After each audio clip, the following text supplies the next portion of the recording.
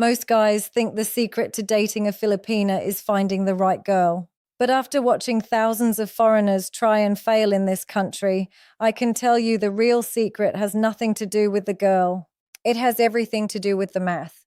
There is a mathematical sweet spot when it comes to age gaps in the Philippines, and most guys get it completely wrong. They either go too young and end up broke and confused, or they play it too safe and end up alone. Today, I'm going to walk you through 7 age gaps that actually work in the Philippines, what the data says about each one, and which one gives you the highest probability of a long, happy, and faithful relationship. Some of this is going to surprise you. Some of it is going to offend you. And one of these age gaps is going to completely change how you think about dating in this country. Before we get started, if you want the full guide on Filipino relationships, the link is in the description and in the top pinned comment. And please go ahead and hit that subscribe button, smash the like button, and turn on the notification bell so you don't miss the next episode. It really does help the channel grow, and it's the easiest way to say thank you for the free content. So let's get into it. Why does age gap matter so much in the Philippines? Well, here's the deal. In Western countries, age gap is mostly a social and emotional issue. People judge you. Friends might gossip. Family might be uncomfortable. But in the Philippines, age gap is a structural issue. It affects your visa situation, your finances, your family dynamics, your kids, your retirement plans, and the long-term survival of your relationship. So getting the age gap right isn't just about who you find attractive. It's about whether your relationship is going to actually last past the honeymoon phase. The data here is pretty clear, but nobody talks about it because it's uncomfortable. So I'm going to talk about it. Age gap number 1, 0 to 3 years apart. This is what most relationship experts in the West will tell you is the ideal. Same generation, same cultural references, same energy level, same life stage. And in your home country, this might be the right answer. But in the Philippines, this age gap is actually one of the hardest to make work for a foreigner. Why? Because if you're in your 20s and you're dating a Filipina in her 20s, you're competing with every Filipino guy in her social circle, every coworker, every cousin's friend, and every guy who slides into her DMs. She has options, she has time, and she's not in any rush to settle down with a foreigner. The probability of her family supporting the relationship is also lower because in their eyes, she could just marry a local and stay close to home. Now, can it work? Absolutely. But you better have your stuff together. You better be fit, charming, financially stable, and emotionally available because she's not picking you out of necessity. She's picking you because she actually wants you. And that's a much higher bar than most foreigners realize. The math here is simple. Small age gap means high competition, high standards, and a girl who has zero financial pressure to choose you. If you're going to play in this range, you better bring your AMA. Age gap number 2, 4 to 7 years apart. This is the sweet spot. A lot of guys don't even consider, but the data says it's one of the highest success rate brackets for cross-cultural relationships in Asia. Here's why. A 4 to 7 year gap puts you slightly ahead of her in life stage. You've probably figured out your career. You have some savings. You know who you are. She's still building, still figuring things out, still open to being shaped by the relationship. And in the Philippines, this dynamic is actually really healthy because it mirrors how local relationships often work. The slightly older guy is seen as a stabilizer, not a creep. Her family will likely approve because you look like a serious option, not a fling. And she's old enough to know what she wants, but young enough to still be flexible about where her life goes. The trap to watch out for here is assuming that because the gap is small, you can be lazy. You still need to lead the relationship. You still need to be the calm one. And you still need to remember that even a 4-year gap in the Philippines can feel like a generational gap because life moves fast here and people grow up quickly when they have to support a family from a young age. Quick reminder, if you want the full guide on Filipino relationships, the link is in the description and in the top pinned comment. Go ahead and hit subscribe, smash that like button, and turn on the notification bell so you don't miss the next video. Now let's keep going. Age gap number 3, 8 to 12 years apart. Now we're getting into the territory where Western viewers get nervous and Filipino families start getting interested. I know that sounds backwards, but it's true.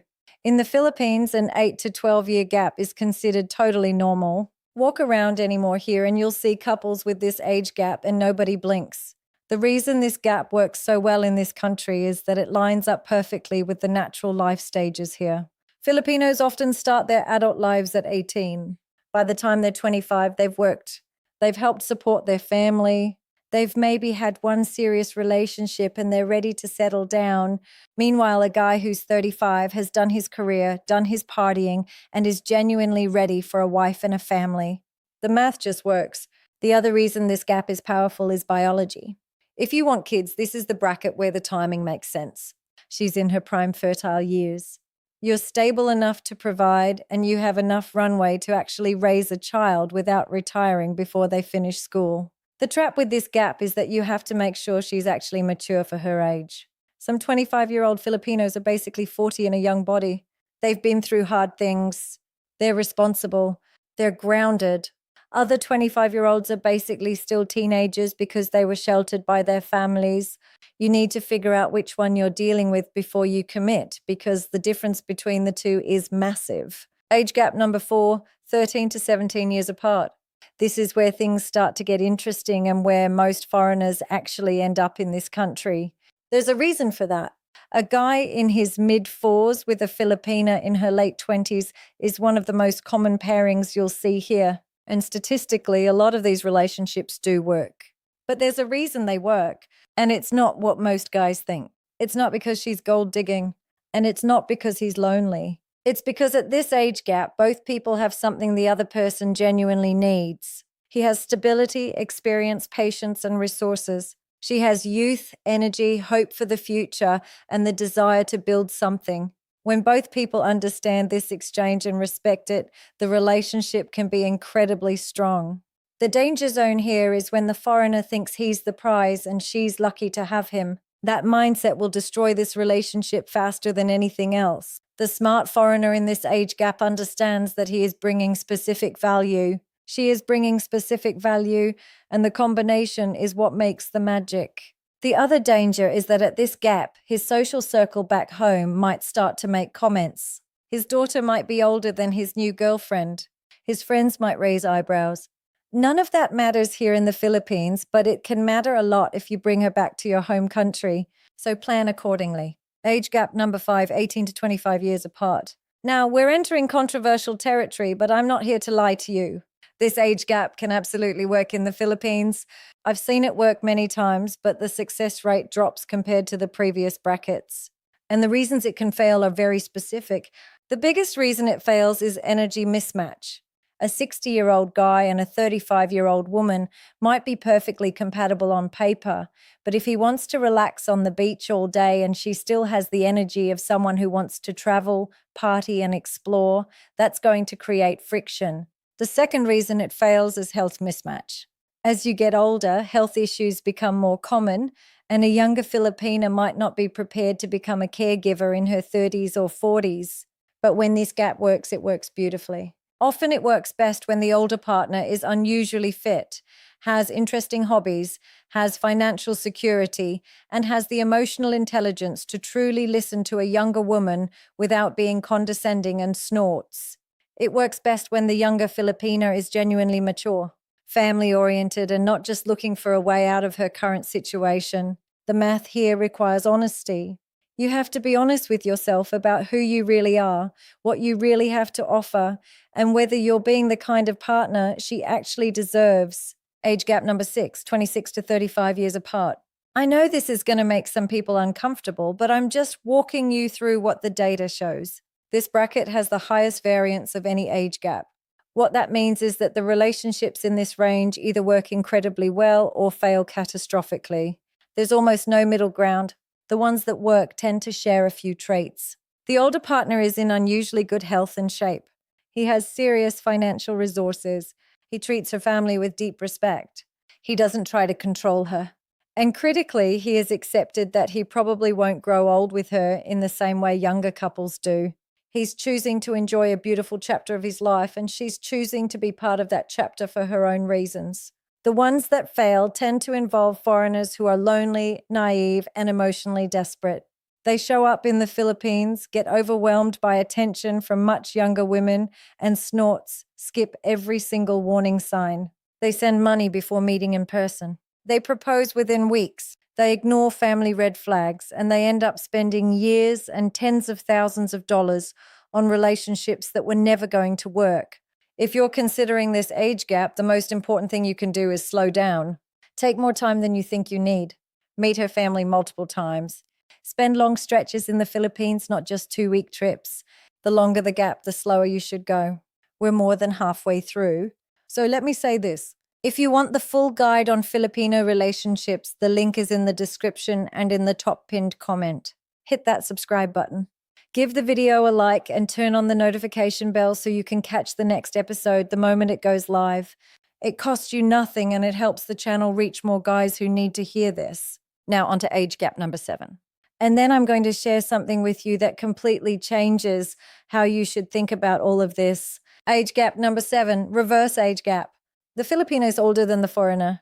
This one almost nobody talks about, but it's becoming more common, especially with younger foreign men in their 20s and 30s who are tired of dating in their home countries. Here's what's interesting about this dynamic. A Filipina who is 5, 10, or even 15 years older than her foreign partner often makes an incredible girlfriend or wife because she has already lived through the chaotic phase of her 28. She knows what she wants.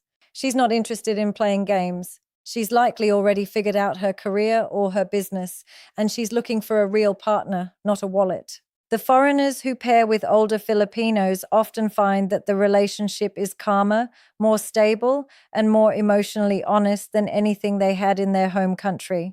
The trap with this age gap is that you have to make sure she's not already carrying baggage that's too heavy. Older Filipinos might have kids from previous relationships, family obligations that are demanding, or expectations about how a relationship should work that come from her previous experiences.